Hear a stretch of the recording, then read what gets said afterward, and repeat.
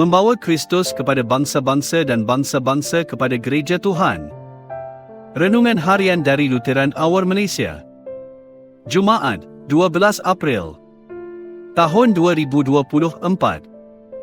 Mencari Roh Kudus dalam perkara-perkara biasa. Teks renungan diambil dari Kisah Para Rasul, bab 2, ayat 42 hingga 47. Mereka berpegang teguh pada pengajaran para rasul dan pada persaudaraan, pembahagian roti dan doa. Rasa takut memenuhi setiap hati dan banyak keajaiban serta tanda dilakukan melalui para rasul itu. Ketika itu semua yang beriman tetap bersatu dan berkongsi segala yang ada pada mereka, serta menjual harta benda mereka lalu membahagikannya antara mereka menurut keperluan seseorang. Demikianlah setiap hari mereka di bait suci dengan satu hati, dan membahagi roti dari rumah ke rumah, lalu memakan rezeki mereka dengan sukacita dan tulus hati, sambil memuji Allah dan menerima rasa muhibah daripada semua orang. Setiap hari Tuhan menambah bilangan jemaah mereka itu dengan orang yang diselamatkan.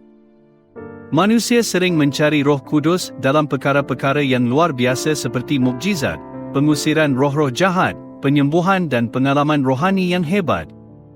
Dalam kitab Kisah Para Rasul, perbuatan-perbuatan hebat Roh Kudus memang terjadi, khususnya di kalangan para rasul, tetapi peranan mereka adalah di belakang atau tempat kedua dalam kisah keselamatan Tuhan yang lebih utama.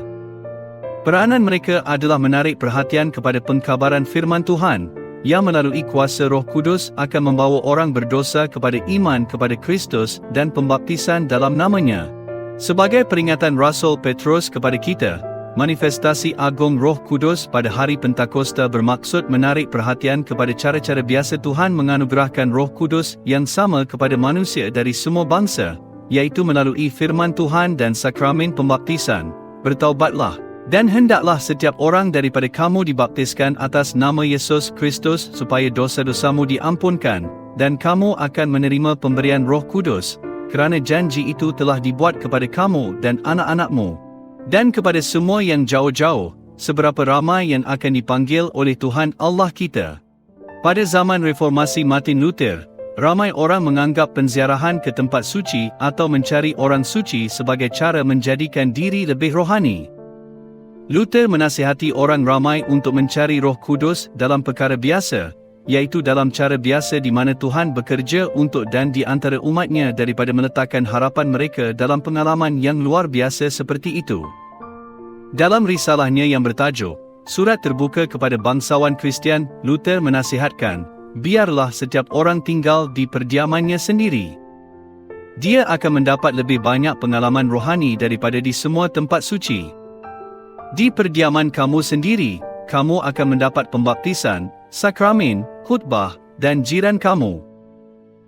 Dalam Kisah Para Rasul bab 2, ayat 42 hingga 47, Lukas menolong kita cara mencari Roh Kudus dalam perkara-perkara biasa.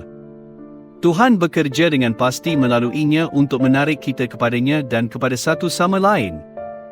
Buah yang kekal dan keajaiban Pentakosta yang kekal dalam hidup kita ialah persekutuan dalam Roh Kudus yang kita kongsikan di antara satu sama lain di dalam gereja. Di manakah Roh Kudus? Dia berada di mana orang berkumpul dalam persekutuan firman, membahagikan roti bersama-sama, berdoa untuk satu sama lain, menyembah bersama, berkongsi hadiah dan mendukung beban antara satu sama lain, menunjukkan kemurahan hati kepada mereka yang dalam keperluan, menyokong pekerjaan misi dan bersaksi tentang Kristus dalam pertuturan dan perlakuan. Di sinilah Roh Kudus bekerja setiap hari untuk mengikat kita dalam persekutuan dengan Kristus dan satu sama lain. Kita berdoa, Roh Kudus, bantulah kami untuk bersyukur atas cara-cara biasa Engkau bekerja dalam hidup kami. Amin.